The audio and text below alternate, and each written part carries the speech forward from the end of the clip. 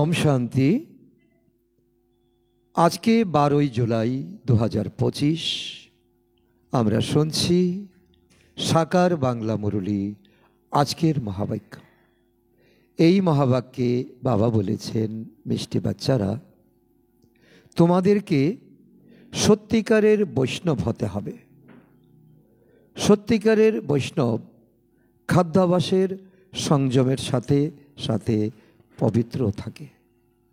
তো বাবা আজকে আমাদের এই শিক্ষার মধ্যে বাবা আজকে আমাদের অনেক বড় সম্মানও দিচ্ছেন যে তোমাদের বৈষ্ণব হতে হবে। বৈষ্ণব মানে যার মধ্যে কোনো বিষ থাকবে না, কোনো বিকার থাকবে না, যার মধ্যে পবিত্রতা থাকবে। তো বৈষ্ণব যারা সত্যিকারের হবে তাদের খাদ্যাভ্যাসের অনেক পরিবর্তন থাকবে, তারা শাকাহারী হবে, খাদ্যাভ্যাসের সংযম থাকবে, আর সাথে সাথে পবিত্র আমাদের হতে হবে। তবেই বলা হবে সত্যযুগের বৈষ্ণব, অর্থাৎ দেবী দেবতা ধর্মের আত্মা। দুনিয়াতে অনেকে বৈষ্ণব টাইটেল রাখে, বৈষ্ণব কুলের নিজেকে মনে করে, তারা খাদ্যাভ্যাসের সংযম তারা করে বই কি, তারা তমপ্রধান জাতীয় খাদ্য গ্রহণ করে না, কিন্তু বিকারে কিন্তু তারা বিকারকে ছাড়ে না। তো সেই জন্য সাচ্চা বৈষ্ণব সে যে খাদ্যাভ্যাসে সংযম করবে, অর্থাৎ শাকাহারী হবে আর সাথে সাথে পবিত্র হবে। আজকের প্রশ্ন, কোন অবগুণ গুণে পরিবর্তন হয়ে গেলে জীবনরূপী নৌকা ও পারে যেতে পারবে? কোন অবগুণ গুণে পরিবর্তন হয়ে গেলে জীবনরূপী নৌকা ও পারে যেতে পারবে? সহজ কথা, কিন্তু সাধনা অনেক কঠিন। তার উত্তর, সবথেকে বড় অবগুণ হলো মোহ। 5 বিকারের মধ্যে যে লোভ, মোহ 4 নম্বর যে আছে সে মোহ। মোহর কারণে না চাইতেও সম্বন্ধীদের কথা মনে পড়ে যায় বাদরের মতো। কারো যদি কোনো সম্বন্ধী শরীর ত্যাগ করে তাহলে 12 মাস তার কথা মনে করতেই থাকে, মুখ ঢেকে কান্নাকাটি করে, তাকে মনে পড়ে যায়। এই রকম যদি বুদ্ধিতে সবসময় বাবার স্মরণ আসতে থাকে, দিন রাত তোমরা যদি বাবাকে স্মরণ করো, তবে তোমাদের এই জীবনরূপী নৌকা, এই বিষয় বৈভবের সাগর পার হয়ে যাবে। যেরকম লৌকিক সম্বন্ধীদেরকে মনে করতে, সেই রকম বাবাকে স্মরণ করো, তো ওহো সৌভাগ্যশালী তারাই যারা লৌকিক মিত্র সম্বন্ধী মারা গেলে না কেঁদে তারা এটা ড্রামার পার্ট মনে করে। এই শরীর হলো বিনাশী আর এই নশ্বর দেহ, আর তারা সদা সর্বদাই বাবাকে স্মরণ করবে। যদি এই অবগুণটা যদি গুণে পরিণত করা হয়, অর্থাৎ মোহতে না ফেসে যদি বাবার প্রতি শুদ্ধ লগনে থাকতে পারি, তাহলে এই জীবনরূপী নৌকা এই পার থেকে ওই পারে যেতে পারে। সহজ, আমাদের জীবনের অঙ্কটা অনেক সহজ হয়ে যাবে। তো সাচ্চা বৈষ্ণব হতে হবে, আর মোহরূপী অবগুণকে বাবার সঙ্গে স্মরণের যাত্রাতে লাগিয়ে আমাদের এই পরিবর্তন করতে হবে। তখন সর্বদা বাবার স্মরণ থাকবে, অন্তিম সময়ে এক বাবা ছাড়া আর কারো স্মরণে আসবে না। ওম শান্তি। বাবা প্রত্যেক দিন বাচ্চাদেরকে বোঝাচ্ছেন যে বাচ্চারা নিজেকে আত্মা মনে করে বাবার স্মরণে বসে যাও, এটাই তোমাদের কামাই। আজ তার মধ্যে যুক্ত করছেন কেবলমাত্র বাবা নয়, বাবার সঙ্গে যে অন্যান্য সম্বন্ধ আছে, মাতা, বন্ধু, সখা, সাজন, সদ্গুরু, শিক্ষক, এগুলো যুক্ত করো। যত সম্বন্ধযুক্ত করবে তত লৌকিক সম্বন্ধ দূর হতে থাকবে। এটাই তোমাদের কামাই। মুখ্য কথা হলো এটাই যে পরমপিতা পরমাত্মা শিব, তাকে গডফাদারও বলা হয়। তিনি হলেন জ্ঞানের সাগর। জ্ঞানের সাগর হওয়ার কারণে তিনি হলেন আমাদের টিচার, আর টিচার হয়ে তিনি আমাদেরকে রাজযোগ শেখান।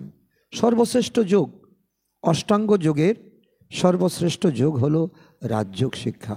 রাজযোগ শিক্ষাতে আর কিছু চাই না, আত্মার সম্পূর্ণ জ্ঞান আর পরমাত্মার সম্পূর্ণ জ্ঞান। এসব কথা অজ্ঞানী আত্মাদের বোঝালে তারা বুঝতে পারবে যে সত্যই তো বাবা ওনাদেরকে পড়াচ্ছেন, তাদের মধ্যে এত দিব্যগুণ এসে গেছে, তাদের কথা এত প্র্যাকটিক্যাল কথাই তো এরা শোনাচ্ছে। জীবনের টেনশনকে কমাতে হবে, ডিপ্রেশনে গেলে চলবে না, দুঃখে পড়ে কাঁদলে আমাকে চলবে না। তো এটাই তো আমাদের প্র্যাকটিক্যাল জীবন। তিনি হলেন সকলের বাবা, টিচার, আবার সদ্গতি দাতাও। আবার তাকে নলেজফুলও বলা হয়। তিনি হলেন বাবা, টিচার, পতিত পাবন, জ্ঞান সাগর। কি জ্ঞান দিচ্ছেন? স্পিরিচুয়াল নলেজ তিনি দিচ্ছেন। প্রথম তো বাবারই মহিমা করতে হবে। তো এখানে দুনিয়ার মানুষের কোনো মহিমা নেই। বাবা বলছে কি, দুনিয়ার মানুষ এক সময় শতপ্রধান থাকে আর এক সময় তমপ্রধান হয়ে যায়। আর এবার পিওর যিনি, সদা পবিত্র যিনি, আর ওনার মহিমাই তো সর্বশ্রেষ্ঠ মহিমা। তিনি হলেন আমাদের পিতা, তিনি হলেন শিক্ষক, সদ্গুরু। তিনি আমাদেরকে এই সময় পড়াচ্ছেন, জীবনের অঙ্ক মেলানোর জন্য আমাদেরকে পড়াশোনা করাচ্ছেন, রাজযোগ শেখাচ্ছেন। আমরা হলাম ব্রহ্মাকুমারী। ব্রহ্ম হলেন তার রচনা, আর এখন হলোই সঙ্গম যোগ। রাজযোগের লক্ষ্য এবং উদ্দেশ্য আছে। এই উদ্দেশ্য লক্ষ্য একমাত্র ব্রাহ্মণ ছাড়া আর জানে না কেউ। শিব বাবা আমাদেরকে রাজযোগ শেখাচ্ছেন, তাই তিনি আমাদের অদৃশ্য টিচারও হয়ে গেলেন। আর এই পড়াশোনা হলো নতুন দুনিয়ার জন্য। এখানে বসে এটাই স্থির করো যে আমাকে কি বোঝাতে হবে, যা আমি বুঝছি, আর তাকে বিচার সাগর মন্থন করে আমাকে জনতার কাছে যেতে হবে, প্রতিটা মানুষের কাছে যেতে হবে। তার জন্য তো নিজের তৈয়ারি চাই, কি বোঝাতে হবে তার জন্য নোট করা চাই। এটা অন্তরের মধ্যে খুব ভালোভাবে ধারণ করতে হবে। এটা তো তোমরা জানো না, কারো খুব বেশি ধারণা হয়, কারো আবার কম। বাবা এক প্রকারের পড়াতে আসেন, কাউকে কম কাউকে বেশি এমন নয়। এখানেও যে আত্মা খুব ভালোভাবে জ্ঞান ধারণ করে তার সুনামও অনেক হয়। তাকে রত্ন বলা হয়, তাকে উঁচু পদের অধিকারী সে হয়, পদ উচ্চ প্রাপ্ত হয়। তো সংযমের বিষয়েও বাবা যুক্তি বলে দেন। তোমরা সম্পূর্ণ বৈষ্ণব হচ্ছ, যে তোমরা এই সময়ে তোমরা প্র্যাকটিস করছো, আর আধা কল্প শতযুগ ত্রেতা তোমরা সম্পূর্ণ বৈষ্ণব থাকবে। বৈষ্ণব যারা, অর্থাৎ যারা ভেজিটেরিয়ান, শাকাহারী হয়, মাংস মদ তারা পান করে না, কিন্তু ভিখারে তো যায়। এটাই হলো পার্থক্য। লৌকিক দুনিয়ার সকলে নয়, কোনো এমন নিজেকে বৈষ্ণব বলে প্রমাণ করে যে নিজে ভিখারে যায়। কিন্তু বাবা বলেন এ তো সম্পূর্ণ বৈষ্ণব হলো না। সম্পূর্ণ বৈষ্ণব হবে যিনি শাকাহারী এবং বিকার রহিত। তাহলে যে পানাহারকে পরিবর্তন করতে পারে, যে বিকারকে পরিবর্তন করতে পারে না, তাহলে বৈষ্ণব হয়ে লাভ কি হলো? নিজেকে বৈষ্ণব কুলের বলে পরিচয় দেয়, অর্থাৎ পেঁয়াজ ইত্যাদি তমগুণী জিনিস তারা খায় না। এটা ভালো কথা। বাচ্চারা তোমরা জানো যে কোন জিনিসগুলিকে তমগুণী বলা হয়। কেউ ভালো মানুষও হয়, যাদেরকে রিলিজিয়াস মাইন্ডেড বা ভক্ত সমাজ বলা হয়, ভক্ত লোক বলা হয়। সন্ন্যাসীদেরকে বলা হয় পবিত্র আত্মা। যে দান পুণ্য করে তাকে বলা হয় পুণ্য আত্মা। তো এর দ্বারা প্রমাণ হয় যে আত্মাই দান পুণ্য করে, এই জন্য পুণ্যাত্মা। আত্মা এই জন্য পুণ্যাত্মা বলা হয়। পবিত্র আত্মা বলা যায়, মহা কর্তব্য করে তাকে মহাত্মা বলা যায়। কিন্তু আত্মা কখনো নির্লেপ থাকে না। দুনিয়ার লোকের ধারণা আত্মাতে কোনো লেপছেপ পড়ে না, লেপছেপ পড়ে শরীরে। তার জন্য যা কিছু খাও দাও, যা কিছু করো, গঙ্গায় গিয়ে ডুব লাগাও তো পাপ মুছে যাবে। কিন্তু তা নয়, আমরা যা কিছু কর্ম করছি তার লেপ পড়ছে আত্মার মধ্যে। এরকম ভালো ভালো শব্দ মনে রাখতে হবে, কারণ মানুষকে এর দ্বারা আকর্ষণ করতে হবে, বাবার প্রতি যুক্ত করতে হবে। সাধুদেরও মহান আত্মা বলা হয়, মহান কর্তব্য করে, কিন্তু মহান পরমাত্মা কখনো বলা হয় না। উনি পাপও করেন না, পুণ্যও করেন না, উনি চিরপবিত্র। তাই সর্বপিপি বলাটাও যে ভুল, যে মানুষ যে ভুল করে আসছে আধা কল্প ধরে। দ্রাপর যুগ থেকে ভগবানকে পরিচয় দিয়েছে, খুঁজেছে, পায়নি, তাই বলে দিয়েছে ভগবান সর্বব্যাপী, সবাই হলো আত্মা। জগতে তো যত কিছু আছে সকলের মধ্যে আত্মা আছে। যারা শিক্ষিত তারা প্রমাণ করে বলে যে গাছের মধ্যেও আত্মা আছে। তারা বলে যে 84 লক্ষ যোনির মধ্যেও আত্মা আছে। আত্মা না থাকলে বৃদ্ধি কি করে হবে? আসলে গাছের প্রাণ আছে, আর মনুষ্য বা প্রাণী ইত্যাদির চৈতন্যতা আছে। চৈতন্য আর অচৈতন্যর মধ্যে পার্থক্য হলো, অচৈতন্য যে গাছ তার প্রাণ আছে, কিন্তু তাকে কাটলে সে ছটফট করবে না, তার থেকে রক্ত বেরোবে না। তো এই জন্য গাছের মধ্যে আত্মা নেই। আত্মা আছে প্রাণী, পশু, পক্ষী, মানুষ ইত্যাদি। তো যাদের বাঁচার জন্য যারা ছটফট করে, যাদেরকে আঘাত করলে রক্ত বেরোয়, তারা হচ্ছে চৈতন্য আত্মা। তারা বলে 84 লক্ষ যোনির মধ্যে আত্মা আছে, আত্মা না থাকলে বৃদ্ধি কী করে হবে? তো মানুষের আত্মা তো জড় পদার্থে যেতে পারে না, সেখানেই তো অনেক ভুল সূত্র দিয়েছে। মানুষ 84 লক্ষ যোনি ভ্রমণ করে, তো মানুষ জড় পদার্থে কী করে যাবে? মনুষ্য আত্মা পশুজনিতে কী করে যাবে? শাস্ত্রে এইরকম অনেক কথা লিখে দিয়েছে। ইন্দ্রপ্রস্থ থেকে ধাক্কা দিয়েছে, তাই পাথর হয়ে গেছে, এমন কাহিনীও বলে দিয়েছে। যে অপবিত্রকে এনে ইন্দ্রসভাতে বসিয়েছে, সে পাথর হয়ে গেছে। এখন বাবা বসে বোঝাচ্ছেন, বাবা বাচ্চাদেরকে বলছেন যে দেহের সম্বন্ধকে ত্যাগ করে নিজেকে আত্মা মনে করো, নিজের দেহকে ভুলে যাও, মিত্র সম্বন্ধীয়কে ভুলে যাও। অন্তিম সময়ে এক বাবাকেই স্মরণ রাখবে, মামেকম স্মরণ করো, ব্যাস তোমাদের 84 জন্ম এখন সম্পূর্ণ হয়েছে। এখন তমপ্রধান থেকে তোমাদের শতপ্রধান হতে হবে। দুঃখ ধাম হলো অপবিত্র ধাম। এই দ্রাপর কলিযুগ হলো অপবিত্র ধাম। শান্তিধাম আর শোকধাম হলো পবিত্র ধাম। শান্তিধাম যেখানে আত্মা থাকে, শোকধাম যেখানে আত্মা দেহ পেয়ে পবিত্রতার সঙ্গে দেবী দেবতা হয় এবং রাজত্ব করে। তো এগুলো তো বুঝতে পারো এবং বুঝাতেও পারো, তাই না? শোকধামে থাকা দেবতাদের সামনে গিয়ে সবাই নত করে, মাথা নত করে মন্দিরে মন্দিরে। তো তাতে প্রমাণ হয় ভারতের নতুন দুনিয়াতে পবিত্র আত্মারাই ছিল, দৈবী গুণে সম্পন্ন ছিল, তারা উচ্চপদস্থ ছিলেন। এখন তো সবাই এই গান করে যে আমার এই নির্গুণ শরীরে কোনো গুণ নেই, হলো সেই রকম, তাই না? এখন মানুষের মধ্যে কোনো গুণ নেই, অবগুণে ভর্তি, এবং অনেক বড় টাইটেল দেয়। কিন্তু খান পান ইত্যাদি তারা পরিবর্তন করলেও তারা বিকারকে কিন্তু ছাড়ে না। তো তারা কি করে বৈষ্ণব হবে?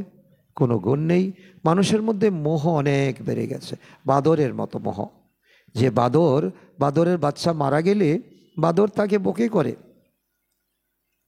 ডালে ডালে ঘুরতে থাকে। তো যে মারা যায় তাকেও অনেক সময় ধরে স্মরণ করতে থাকে। বুদ্ধিতে আছে যে এটা হলো আমার বাচ্চা, আরে তার আত্মা তো চলে গেছে, তো এখন মোহ রেখে তো আমার বাচ্চা বললে চলবে? পতি অথবা বাচ্চা মরে গেলে তো তাকে স্মরণ করতেই থাকে। স্ত্রী 12 মাস পর্যন্ত খুব ভালোভাবে তাকে মনে করে, মুখ ঢেকে কান্নাকাটি করে। এমন অনেক মায়েরা নিজের জীবনকে অনেক দুর্বল করে দেয়। তো মুখ ঢেকে যদি তোমরা বাবাকে দিন রাত স্মরণ করো, এখানে হচ্ছে আমাদের পরিবর্তন, যে এই অবগুণ মোহ অবগুণ ত্যাগ করে এই মোহ বাবার প্রতি লাগানো। মুখ ঢেকে যদি আমরা দিন রাত বাবাকে স্মরণ করি, তাহলে আমাদের জীবনরূপী নৌকা এই বিষর সাগর থেকে পার হয়ে যাবে। আজকের মুখ্য পয়েন্ট হলো সেটা। বাবা বলেন যে যেরকম পতিকে তোমরা স্মরণ করছো, এরকম আমাকে স্মরণ করো, তাহলে তোমাদের বিকর্ম বিনাশ হয়ে যাবে, তাই না? বাবা যুক্তি বলে দেন, এইভাবে করো।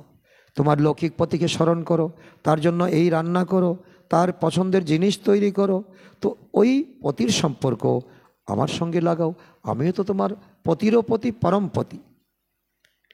লৌকিকের স্থূল ব্যবসায়ীরা প্রতিদিন নিজেদের দৈনন্দিন চার্ট দেখে আজ কতটা খরচ হয়েছে, কতটা লাভ হয়েছে, প্রতিদিনের ব্যালেন্স বের করে। কেউ আবার মাসে মাসে বের করে। এখানে তো এটা অত্যন্ত জরুরি। বাবা বারে বারে বুঝিয়েছেন। বাবা বলেছেন, বাচ্চারা তোমরা হলে অত্যন্ত সৌভাগ্যশালী। কেন? হাজার ভাগ্যশালী, কোটি কোটি ভাগ্যশালী, পদম অরব খরব ভাগ্যশালী। আর এই ভাগ্যশালী যে বাচ্চা নিজেকে মনে করে, সে অবশ্যই বাবাকে ভালোভাবে স্মরণ করতে থাকবে। তো অর্থ কি দাঁড়ালো? যে বাবাকে স্মরণ করে সে পদম অরব খরব ভাগ্যশালী আত্মা। এই দুনিয়াতে বাবাকে বিমুখ করে দিয়ে দেহদারিকে স্মরণ করার কোনো কম নেই, কিন্তু বাবাকে স্মরণ করার লোক অত্যন্ত অত্যন্ত সংখ্যায় কম। সেই গোলাপ ফুল হবে, এটা তো সংক্ষেপে বোঝানো হয় যে গোলাপ মানে তার মধ্যে সর্বগুণ থাকবে। দেবী দেবতাদের মধ্যে সর্বগুণ ছিল, 16 কলা সম্পূর্ণ ছিল। সুগন্ধি ফুল হতে হবে, তো গোলাপের সুগন্ধি থাকে। মুখ্য হলো স্মরণের কথা। সন্ন্যাসীরা যোগ শব্দ বলে দিয়েছে, তারা হঠযোগ ইত্যাদি করে, অনেক অনেক যোগ তারা শেখায়। এরকম যোগ, অষ্টাঙ্গ যোগ পৃথিবীতে রয়েছে, দুনিয়াতে রয়েছে। তো এর থেকে সবচেয়ে বড় যোগ হলো রাজযোগ। লৌকিক বাবা এরকম বলেন না। লৌকিক পিতা তো ঘরে ঘরে আছে, তো লৌকিক পিতা তার বাচ্চাকে কি এমন জিজ্ঞাসা করে, তো সারাদিন আমাকে কতটা স্মরণ করেছ? তো বাবা বাচ্চাদেরকে, বাচ্চা বাবাকে স্মরণ করতেই থাকে। লৌকিকে কিন্তু কোনো ভুল হয় না। তো এটাই তো হলো নিয়ম। এখানে জিজ্ঞাসা করতে হয়, কারণ বাবা তো নিরাকারী, বাবাকে তো ধরতে পারা যায় না, ছুঁতে পারা যায় না, বাবাকে দেখা যায় না। কেননা আবার আরেক কথা, মায়া এই স্মরণকে ভুলিয়ে দেয়। এখানে আসার সময় মনে থাকে যে আমরা বাবার কাছে যাচ্ছি, তাই বাবাকে স্মরণ করতে থাকে। সেই জন্য বাবা চিত্র বানিয়ে দেন। চিত্র নিজের কাছে রাখো, ব্যাগের মধ্যে রাখো, পকেটে রাখো।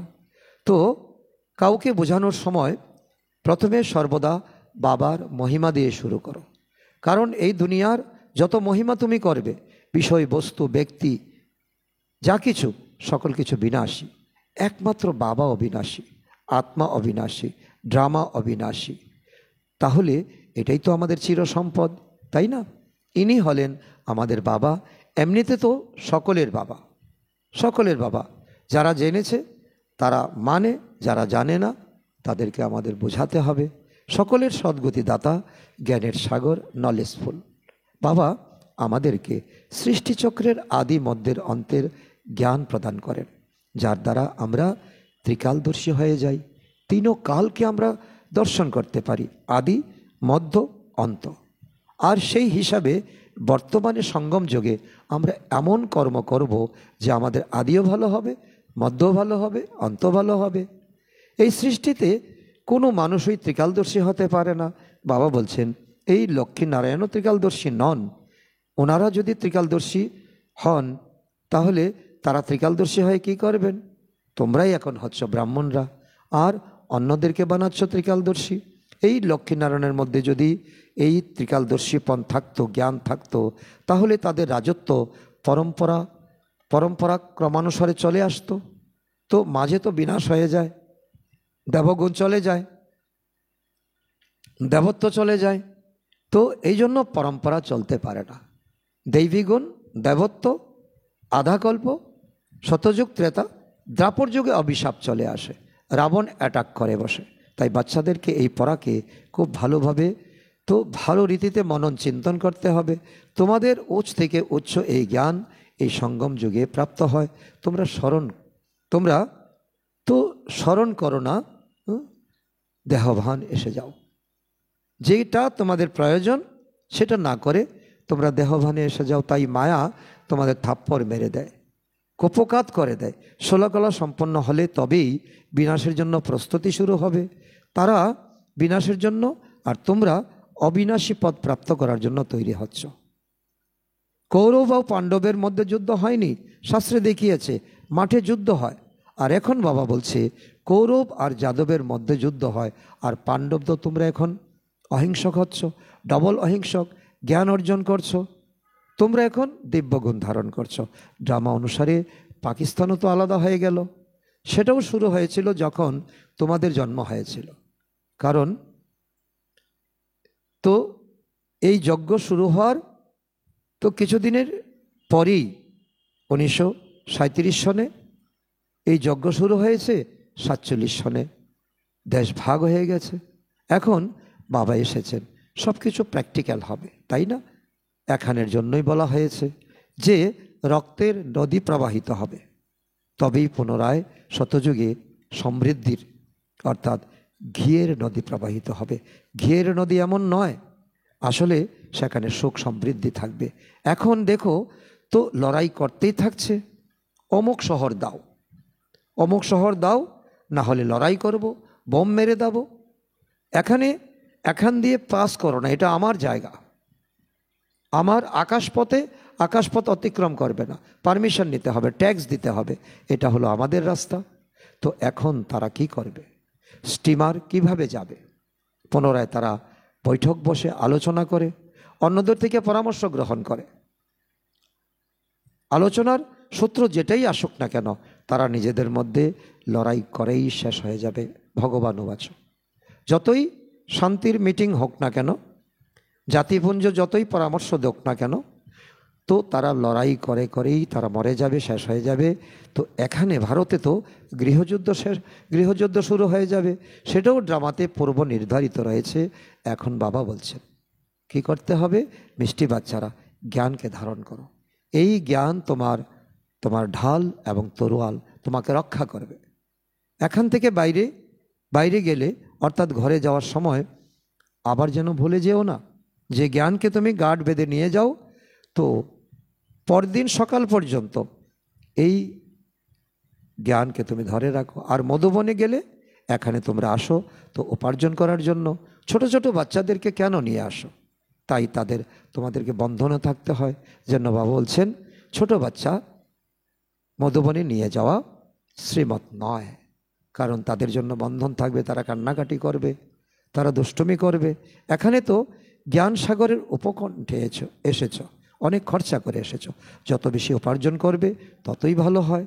এই উপার্জনের মধ্যেই লেগে যেতে হবে তোমাদের তোমরা এখানে আসোই অবিনাশী জ্ঞানের ঝুলি ভরপুর করতে। আর তোমরা শঙ্করের মন্দিরে গিয়ে গাইতে থাকো ভোলানাথ, শঙ্করকে ভোলানাথ মনে করে তোমরা গাইতে থাকো, ভোলানাথ ভরে দাও আমার ঝুলি। তো এইভাবে তোমরা গান গাইতে থাকো। ভক্ত তো শঙ্করের সামনে গিয়ে বলে দেয় ঝুলি ভরে দাও, তোমার দুয়ারে এসেছি ঝুলি ভরে দাও। তো তারা তো আবার শিব শঙ্করকে এক মনে করে, আবার এ কথাও বলে শিব শঙ্কর মহাদেব। তো তাই মহাদেব বড় হয়ে যায়। এই রকম ছোট ছোট কথাগুলি অনেক বোঝার মতো বিষয়, কারণ মানুষের মধ্যে অনেক রকমের দ্বিধাদ্বন্দ্ব লেগে আছে।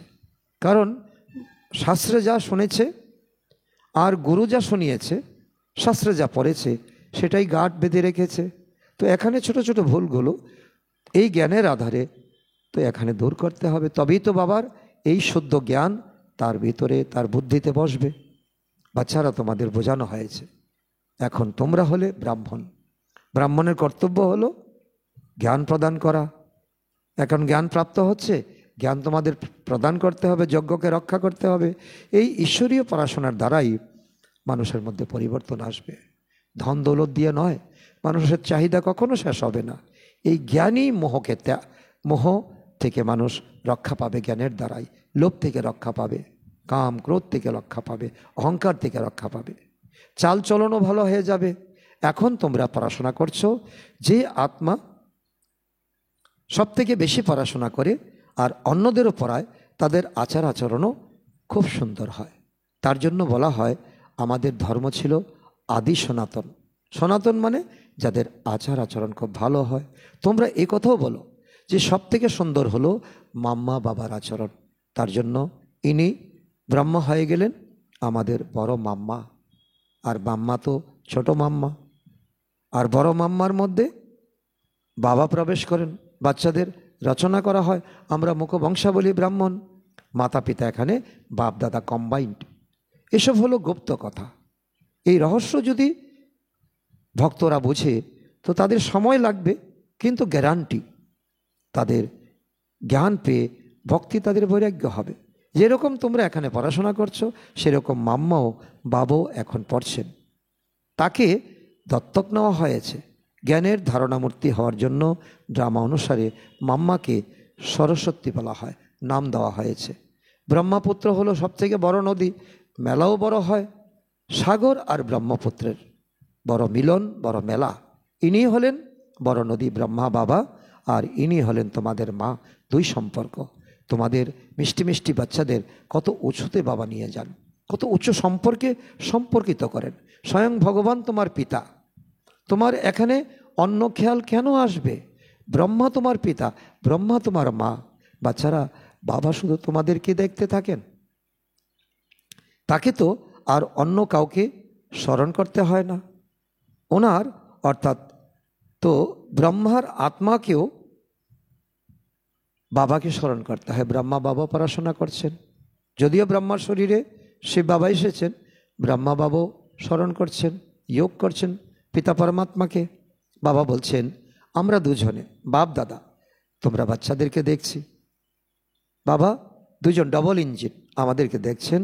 আমি আত্মাকে, ব্রহ্মাকে তো সাক্ষী হয়ে দেখতে হয় না, তাই না?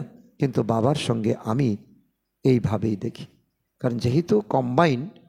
তো যখন শিব বাবা ব্রহ্মা বাবা, তখন শিব বাবা তো সাক্ষী দ্রষ্টা অবশ্যই, ব্রহ্মা বাবাও সাক্ষী দ্রষ্টা হয়ে সারা দুনিয়ার আত্মাদেরকে দেখছেন। আমি আত্মাকে এবং পিতা পরমাত্মাকে সাক্ষী হয়ে সবার পাঠ দেখতে হয়। বাবার সাথেই তো থাকি, তাই না? ব্রহ্মা বাবা বলছেন তার বাচ্চা হওয়ার কারণে আমি তার সাথে সাথে দেখি, আমিও দেখি, বাবাও দেখে, আমিও দেখি। আমি বিশ্বের মালিক হয়ে ঘুরে বেড়াচ্ছি, যেন আমি এইসব করছি। আমি দৃষ্টিদান করি, তো দেহ সব কিছু ভুলে যেতে হয়। বাবা বলছে কি? শুদ্ধ অভিমান, শুদ্ধ অভিমান। এখন এই ব্রাহ্মণ হয়ে আমাকে এই সারা বিশ্বের কল্যাণ করতে হবে। আমি বিশ্বের মালিক হয়ে ঘুরে বেড়াচ্ছি, যেন সব কিছু করছি। আমাকে বিশ্বের কল্যাণ করতে হবে, আমাকে দৃষ্টি দান দিতে হবে। যেমন ব্রহ্মা বাবা মনে করেন, এমন আমাদেরকে ভাবতে হবে। দেহসহ সব কিছু ভুলতে হবে। তখন বাচ্চা আর বাবা যেন এক হয়ে যায়, একাকার হয়ে যায়। এটাই হলো মিলন, এটাই হলো রাজযোগ। তাই বাবা বুঝাচ্ছেন যে খুব পুরুষার্থ করো। বরাবর মাম্মা বাবার থেকে বেশি সেবা করে এসেছেন, তো বরাবর বাবার থেকে মাম্মা বেশি সেবা করে এসেছেন। ঘরেতেও মা বাবারা অনেক সেবা করে থাকেন। যারা সেবা করেন তারা অনেক উচ্চ পদ প্রাপ্ত করেন। তাই ফলো করতে হবে। যেরকম বাবা অপকারীরও উপকার করতেন, সেরকম তোমাদেরও ফলো ফাদার করো। তোমরা অপকারীর উপকার করবে, এর অর্থ বুঝতে হবে। কি করতে হবে? অপকার যারা করবে তাদের প্রতি কি করতে হবে? শুভ ভাবনা রাখতে হবে। তো বাবা বলেন, তো এর অর্থ বুঝতে হবে। আমাকে স্মরণ করো, আর কোনো কথা কানে তুলবে না। কেউ কিছু বললেও শুনবে না। তোমরা হাসতে থাকবে, তো সে আস্তে আস্তে শান্ত হয়ে যাবে। এসেছে তোমার জন্য, তোমার সঙ্গে ক্রোধ করার জন্য। তো যখন তুমি হাসবে, যখন তুমি গায়ে মাখবে না, কানে তুলবে না, তখন তারা আস্তে আস্তে শান্ত হয়ে যাবে।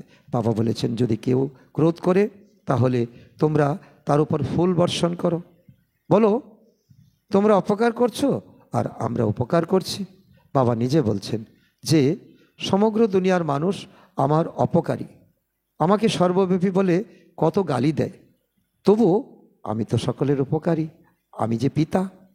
বাচ্চারা তোমরা সকলের উপকার করতে থাকো, তোমরা চিন্তা করো যে আমরা কি ছিলাম, এখন কি হয়ে গেছি, বিশ্বের মালিক হতে চলেছি। স্বপ্নেও কোনো দিন ভাবিনি এসব কথা। আর এখানে আমাদের নেগেটিভ থটস, ওয়েস্ট থটস কেন আসবে? এটাই তো আমাদের সর্বনাশের মূল কারণ। অনেকের তো ঘরে বসে সাক্ষাৎকার হয়ে যায়, কিন্তু সাক্ষাৎকারের দ্বারা কিছুই হয় না। আস্তে আস্তে বৃক্ষ বৃদ্ধি প্রাপ্ত হয় এই জ্ঞানের দ্বারা। তোমরা জ্ঞান প্রাপ্ত করবে, যোগী আত্মা হবে, ধারণাবান হবে, সেবা করবে, তো আস্তে আস্তে আস্তে আস্তে তোমাদের এই দৈবী পরিবার, ঈশ্বরীয় কুল বাড়তে থাকবে। দৈবী পরিবারে যারা যাবে তাদের সংখ্যা বাড়তে থাকবে। এখন এই নতুন দৈবী বৃক্ষের স্থাপনা হচ্ছে। বাচ্চারা জানে আমাদের এই দৈবী ফুলের বাগিচা তৈরি হচ্ছে, আমাদের মধ্যে দিব্যগুণ তৈরি হচ্ছে। শত যুগে দেবতারাই থাকেন, তারাই পুনরায় এখানে আসেন, চক্র ঘুরতেই থাকে। 84 জন্ম তারাই গ্রহণ করেন। অন্য কোনো আত্মা কোথা থেকে আসবে? এই পৃথিবীতেই তো এই স্বর্গ আর নরক হয়, দিন আর রাত্রি হয়। ড্রামাতে সেসব আত্মাদের পার্ট আছে, তারা কেউই পার্ট থেকে মুক্তি পায় না। এটা অনেকের ভ্রান্ত ধারণা যে আমি মুক্তিধামে চলে যাব, আর আসবো না দুনিয়াতে, কিন্তু এটা কখনো সম্ভব নয়। এই চক্রের পুনরাবৃত্তি হতেই থাকে। শতযুগ ছিল, আবারও আসবে। আত্মার সংখ্যাও কখনো কমে যায় না, ফিক্সড। এখন যা সংখ্যা আছে, আবার 5000 বছর পরে এমন সংখ্যায় দাঁড়াবে। ছোট বড় হয় না আত্মা। বাবা বসে মিষ্টি মিষ্টি বাচ্চাদের বোঝাচ্ছেন, বলছেন বাচ্চারা শোকদায়ী হও। শোক যেমন বাবার থেকে পাচ্ছ, তেমন শোকদায়ী হও। মাই তো বলে যে বাচ্চারা নিজেদের মধ্যে লড়াই ঝগড়া করো না। এই মাতাদেরকে বাবা বলছেন তোমরা শুধু ঘরের মা নও, সারা বিশ্বের মা। সকলকে তো এমন শুভ দৃষ্টি দাও, শুভ প্রেম দাও।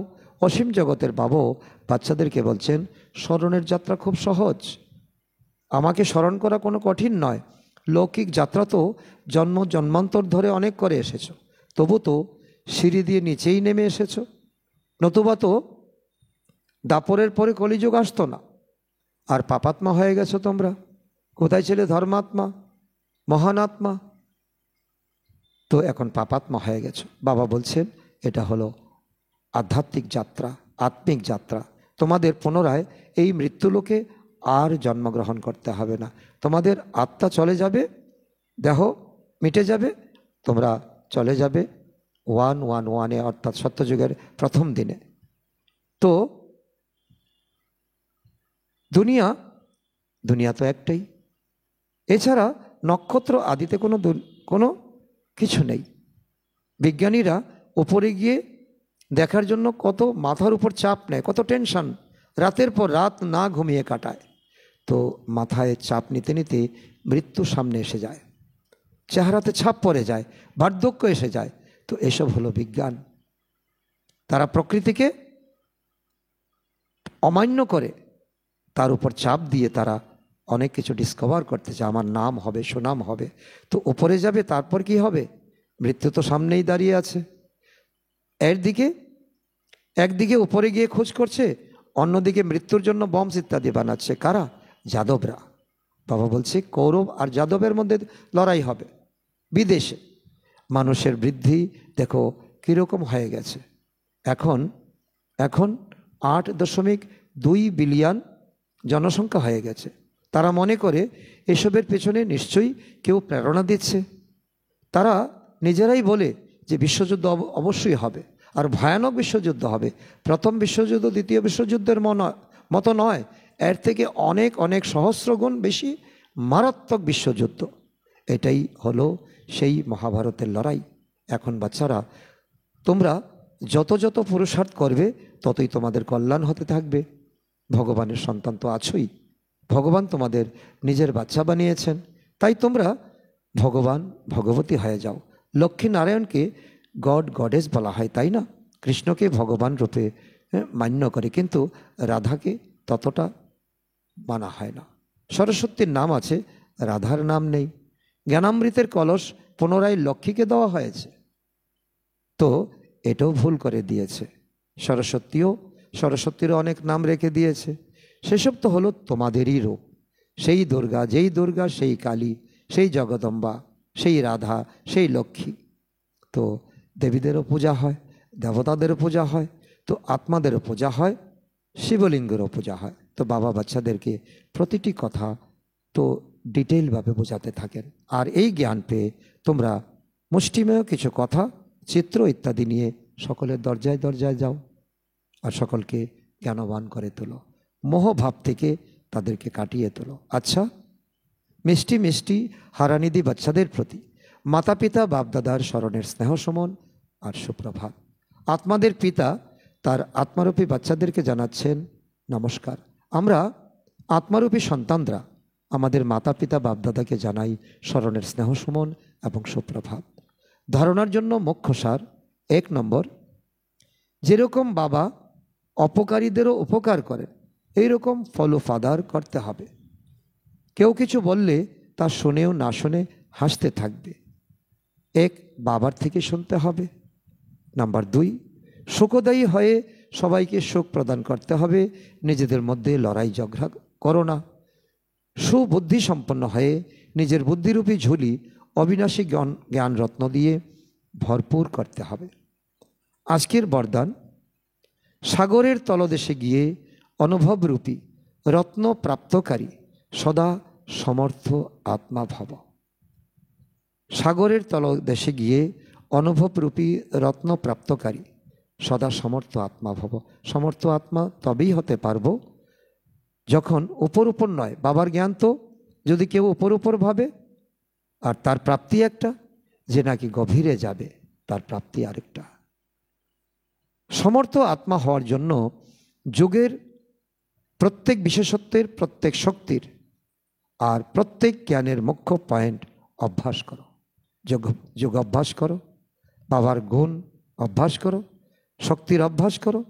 অভ্যাসী লগনে মগন থাকার আত্মার সামনে কোনো প্রকারের বিঘ্ন স্থিত হতে পারবেই না। এই জন্য অভ্যাসের প্রয়োগশালাতে বসে যাও।